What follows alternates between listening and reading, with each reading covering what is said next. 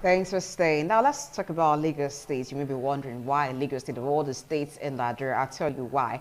Because Lagos State has been listed as one of the fastest growing cities in the world via the millionaire population. There's a number of millionaires living in that state. So, Dr. Saze, in the reports released recently were a list of states, cities in the world that are thriving, richest cities in the world. We had a lot of cities listed. And then in another segment of fastest growing cities in the world, Lagos State also was mentioned. Now, Lagos State is one of the 36 states in Nigeria. It is within an economy that a lot of persons or a lot of economists will refer to as challenged, given the fact that the Nigerian economy has been struggling since it's barely exited recession a few years back. How do you think Lagos State have been able to come to the world map and be a contributor, a great contributor to Nigeria's GDP, contributing 26.7% to the national GDP, and being mentioned as a city, one of the fastest growing city by having a very high millionaire population? How have they been able to achieve that? It's also difficult discussing about the Lagos issue without mentioning one man, but we'll try as much as possible to do that. I know you don't like to hear one man's name.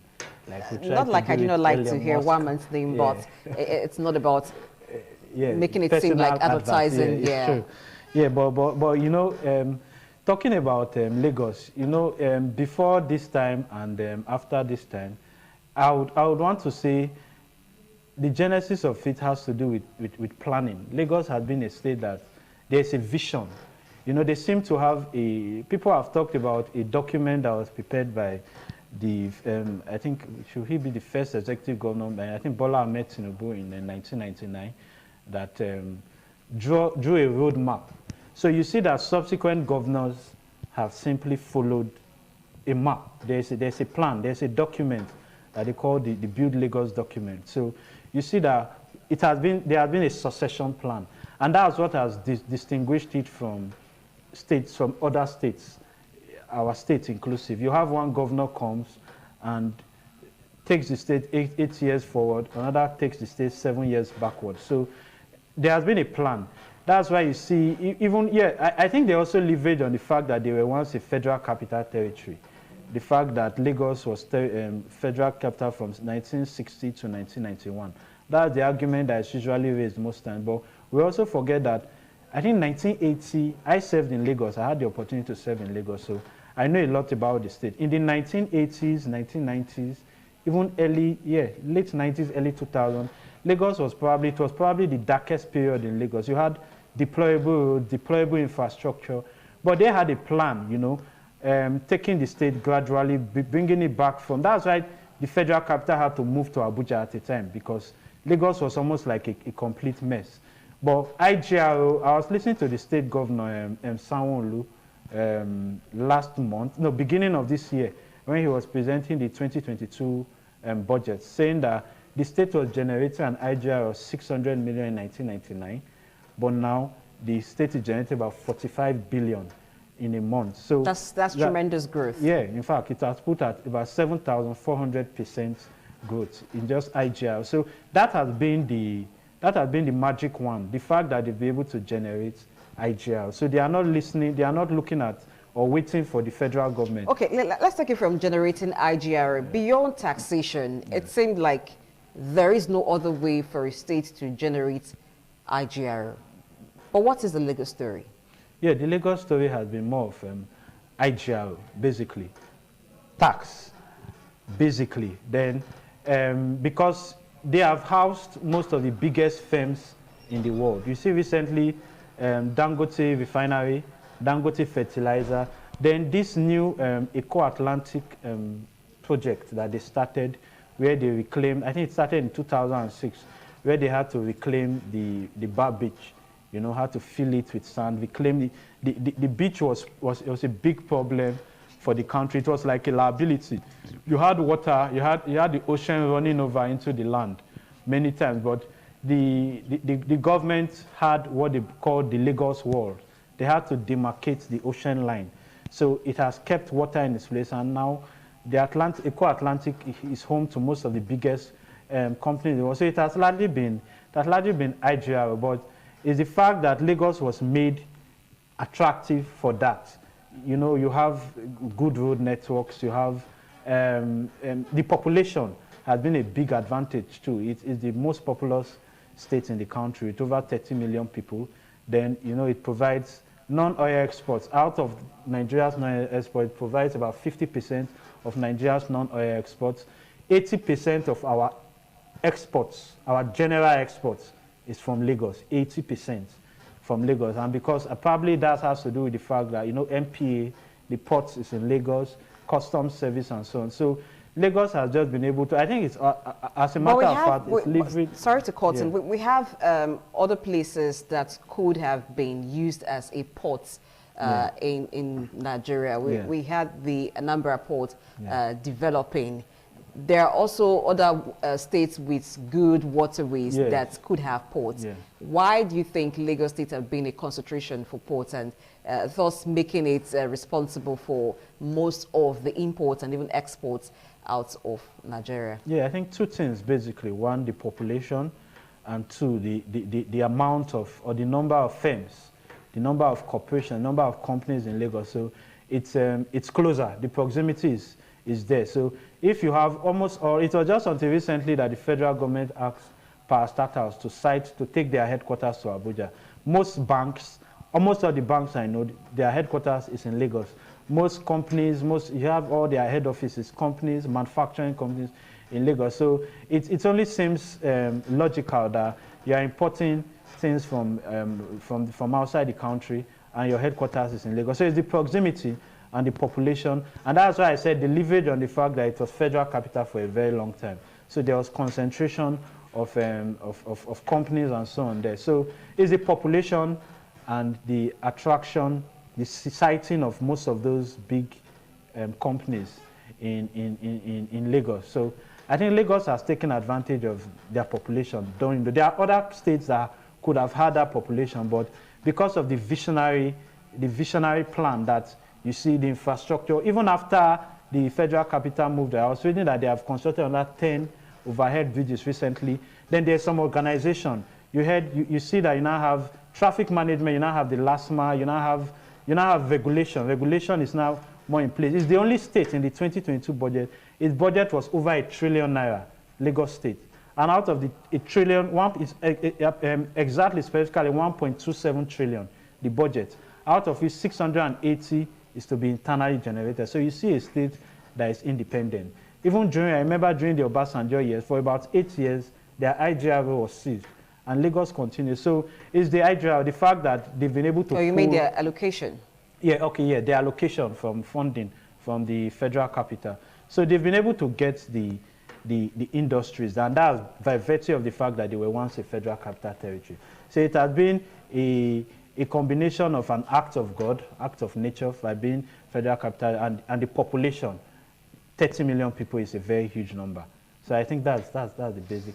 Okay, again, looking at the population, the nature of Lagos State, being a very busy state, makes it a bit noisy, a bit rowdy.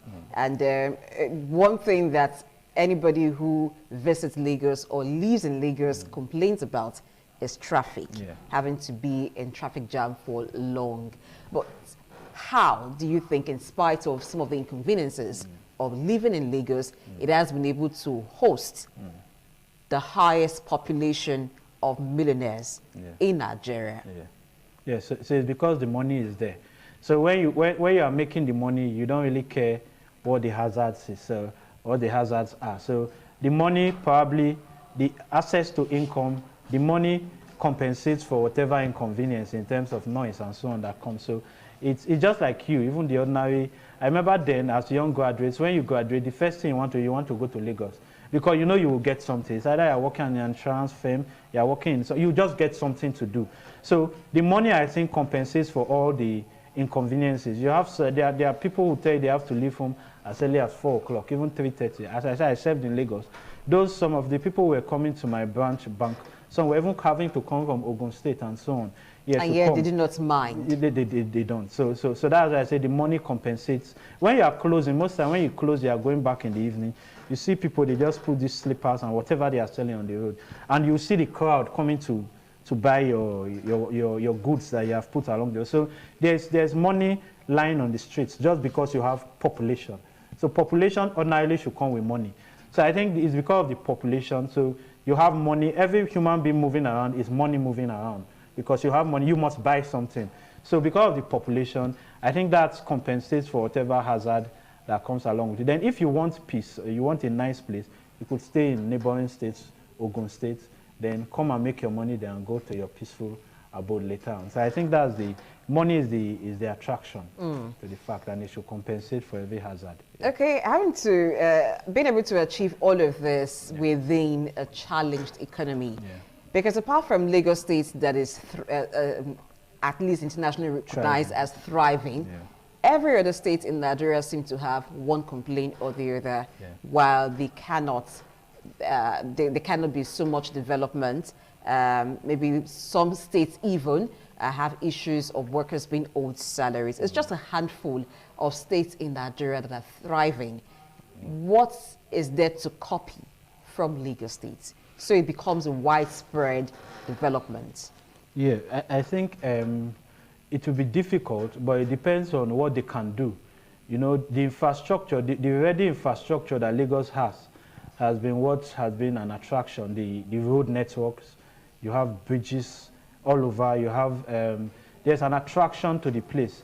But unlike, if our defense, Edo State, for example, Rivers State is a state that should have been something close to that, but I think the fact that it's difficult to compete. You even have Ogun State recently trying to compete with most of these corporations to come and side there, but it seems like the harder they try, the less they're able to. And that's why even Ogun State is rating next. When you look at the federal government list, MBS, that just recently released states with highest IGR, Port Harcourt is not even there. It's Lagos and Ogun State. And because you have most of these biscuit companies and so on are located there. So it just shows that IGR is the way to go. And you have to look at the population. So I think the greatest advantage, the greatest asset that Lagos has is the population. So you look at other states, I think Rivers, the last population census was just about 3 million, and Lagos 30 million, so it will be difficult. Lagos has that advantage of the population. It's just like Nigeria as a whole. You see Nigeria, why do you have companies, despite how challenging Nigeria is, you still have companies scrambling to come in. How many years they last is another topic for another day. But you have these airliners, all of them, they want, why? Because of our population. So that's a huge asset. Even look at China. There was recently, we were talking about, iPhone was talking about the fact that they have not been able to release their latest iPhone 14 series. And why? Because of the latest outbreak of COVID in China. And that their screen, the screen, making of the iPhone 14 screen is in China. And why? Because they have cheap labor there. So that's why the iPhone set up their firm in China. So because of that seeming lockdown recently, it has delayed the launching of that phone. So it just goes to show that population is really an asset. So China was chosen because they said because of the cheap labor they have to assemble these screens. So that's what Lagos is leveraging on. And that's what Nigeria as a whole should have been leveraging on. Our population should have really been a huge attraction, but we are not using it enough. But that's what Lagos is using the population, and I'll be able to draw corporate organizations into the state, to site in the state, and they are benefiting from it. So coming to Benin, I don't know, because of our population, one, and because of the quality of companies, organizations, or corporations that are in the country. So it's two ways. Government should have to sacrifice resources to put the infrastructure, get good road network, then hope that you have the lure to bring in corporations into other states like Edo State and so on. But Lagos for now I think it's the population and the fact that they were former capital territory. So it has drawn existing corporations to the state. Nationally, what can we learn from Lagos State? Nationally, the lessons... Since as a country we have the population, even as individual states, that may not be an advantage for them, but nationally... Yeah, the lessons are enormous. I don't know, probably we might not, I don't know how much time we have, But I don't know, in the next 10 years, we might not live if we have to talk about what we should do at national, because if we can't do the basic things right, recently we read about the fact that NAFDAC said 76% of our exports has been returned back, was rejected. 76% of our non-IR exports was rejected. So if we can't do the basic things right, so if you cannot get that, I was talking to a friend in UK, he said they have, at the shelf in one of the supermarkets, she bought something like banga paste and palm oil paste, which they just used to make banga soup. It's like a butter. And when she looked at it, it was made in Côte d'Ivoire. You know, so these are things that, and Nigeria is one of the largest producers of banga. So by the time we are not doing the basic things right, we are not getting our policies right, policies somersault, then companies will naturally not come in. They will prefer to site in Benin Republic, in Ghana, and in some other countries, then come and be selling to us. So until government policies are a bit stable, so we saw this PIT, this PIA, the act. So the government says something today, is doing another thing tomorrow. Tax laws are on top of the head, power especially. So until we set up power, set our policies right, then our population will just be there. Companies will come, exploit or sell to us, but they won't situate in the country. So it just goes down to government. Set power up. I've said it so many times. Once we put power, we would have solved 50% of the problem. Then our population now becomes an asset. Because until those companies come and set up this banga butter, even egusi paste, okra paste, these are things that we could do and sell. But until those companies come here, we might not benefit. We will just be buyers. So the money leaves the economy, it doesn't stay. Exactly. They come, they make the money from us, take it to Ghana, where there's free power, or Côte d'Ivoire, then set up, they buy our banga, whatever, egusi, oil palm, and do whatever they want to do there and sell out. So we will just be like a transit point, make money from us and go. But until they set up here, we will not be able to get the foreign exchange which all this will bring, supposed to bring to us. Yeah. Hoping we get it right, hoping we, at least nationally and every other state, copy one thing from Lagos State. The reason is this: when your neighbor is doing something that you can't do or do not know how to do, and neighbors seem to be succeeding, it is wise that you ask and also learn from them. Thank you very much, Dr. Sazayura, for being on the show today. It's been a wonderful one having you here. Thank you for having me. Yeah. It's the show, and it's a wrap today. Thank you for watching. I am Blessing Aichi. Enjoy your weekend.